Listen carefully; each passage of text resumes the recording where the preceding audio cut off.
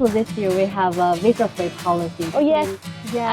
I'm a recipient. Phenomenal changes, I have to say. The first time I came was in 1995. All my 3 kids, they're all in Mandarin. My third is going to a Chinese school. I can't wait to bring them here, let them see it.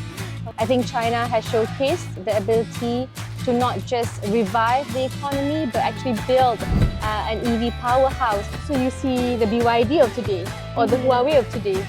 So beyond the companies, beyond the vehicles, are the people. It was extraordinary to have such a shared chemistry, a kindred spirit, because that's important as we build and forge relationships that will be able to withstand the test of time.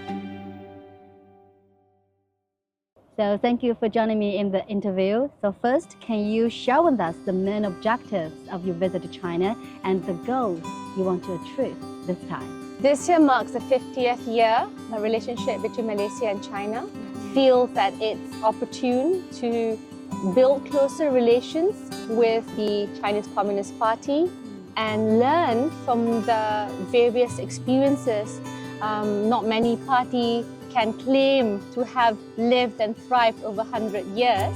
So I think that's an important opportunity. Number 2 is to make sure we learn from the various sectors.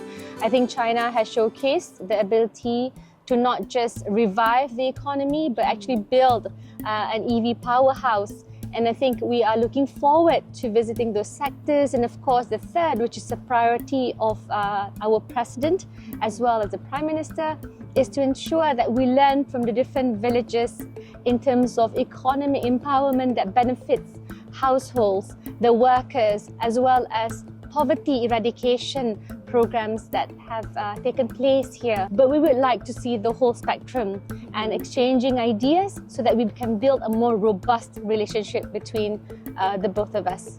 So your father, Malaysian Prime Minister Anwar Ibrahim, visited China last year. The two sides reached a consensus on building China-Malaysia community with a shared future and signed several MOUs. So how do you comment on your father's visit last year?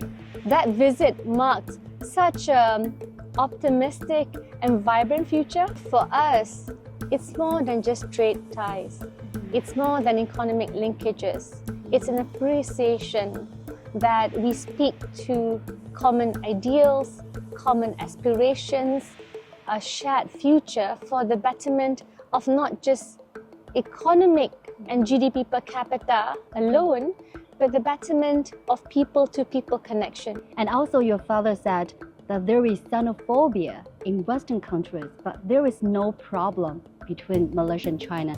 So what's your take on Western powers to constantly stir up trouble between China and its neighbors? For me, what is happening today, we must have one rule that applies to everyone fairly.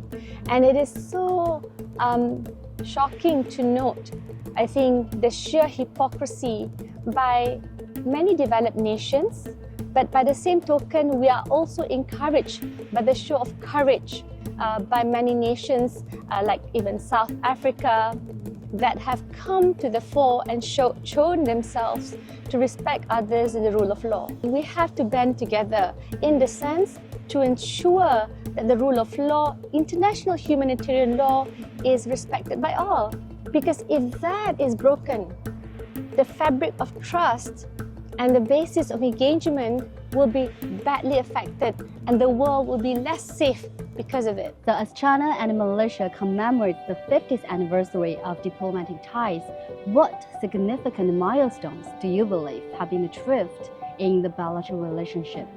As I was growing up, Kung Fu was a philosopher, and not just popularized in our households, but eventually in the party, amongst our colleagues. We are also inspired by the way China's vertical and horizontal supply chain has been established, whereby local firms, right, that have grown international have been at the forefront of it. We want similarly for Malaysia. We might not perhaps target exactly the same sectors, but we are complementary. So I hope from tourism, from even the investments from the firms, this can be done. And we keep learning because every year is an opportunity to manage those ties so that it's more meaningful.